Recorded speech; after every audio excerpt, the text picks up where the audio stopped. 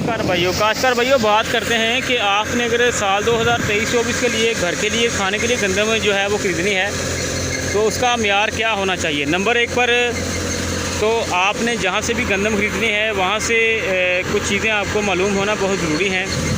सबसे पहले ये है कि आपकी जो गंदम है आपने जो ख़रीदनी है वो साफ़ सुथरी होनी चाहिए, यानी उसमें मिट्टी ना हो, उसमें ज़्यादा कुंडी वगैरह ना हो, उसमें ज़्यादा जबी वगैरह ना हो। ये तमाम चीज़ें एक होगी। दूसरा ये है कि ये देखना है आपने कि आप नई गंदम ख़रीद रहे हैं या पुरानी। देखिए गंदम चेक करके लीजिएगा, उसमें अगर पुरानी गंदम मिक्स करके दी जाएगी तो आपकी गंदम का म्यार जो है वो ख़राब हो जाएगा, एक बात होगी। दूसरा ये है कि ये ज़रूरी नहीं है कि कोई एक ही वैरायटी हो, लेकिन फिर भी कोशिश की जाए कि जो वैरायटी अच्छी होती है खाने के हिसाब से। आप काश्तकार से पूछ सकते हैं कि भैया आपने कौन सी जो गंदम है वो लगाई थी वो मैं ख़रीदना चाहता हूँ। तो लिहाजा आपने कोशिश करनी है कि पुरानी गंदम ना ख़रीदें, उसमें मिक्स ना की गई हो, उसमें ज़्यादा मिट्टी ना हो, उसमें ज़्यादा घुंडी ना हो, उसमें ज़्यादा चूड़ी वगैरह ना हो, उसमें ज़्यादा उसका वज़न पूरा हो। ये बात ज़हन में रखें। अपने तोड़े जो हैं उनका पहले बंदोबस्त कर लें। बात जो गंदम बेचने वाले होते हैं वो आपसे बारदाने का जो है वो झगड़ा कर लेते हैं कि भाई बारदाना लाओ, और उसके बाद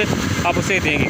उसके अलावा रेट की आपने बात जो है पहले मुझे ख़त्म कर लेनी है। ये नहीं है कि आपने एंड रेट वक्त पर वो आपको अगर 4000 का है तो बाद में 4500 कहना शुरू कर दें, क्योंकि आपको पता है इस वक्त जो गंदम का रेट है वो मतलूबा रेट से, यानी वो सरकारी रेट से काफ़ी ज़्यादा जो है वो वसूल किया जा रहा है। तो काश्तकार भाइयों कोशिश कीजिएगा कि आपकी गंदम जो है वो नई हो, पुरानी ना हो, साफ़ हो।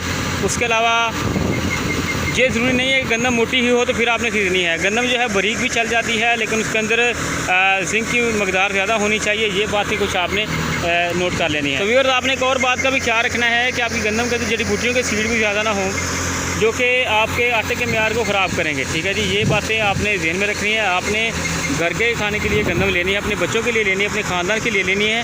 तो इसलिए आपने जो भी गंदम होनी है, जो भी ख़रीदनी है आपने, वो आपकी साफ़ सुथरी होनी चाहिए। आपने अच्छी चीज़ ख़रीदनी है। ये नहीं है कि आपने ख़राब गंदम ख़रीद कर सारा साल जो है वो ख़राब आटा इस्तेमाल करना है। शुक्रिया जी।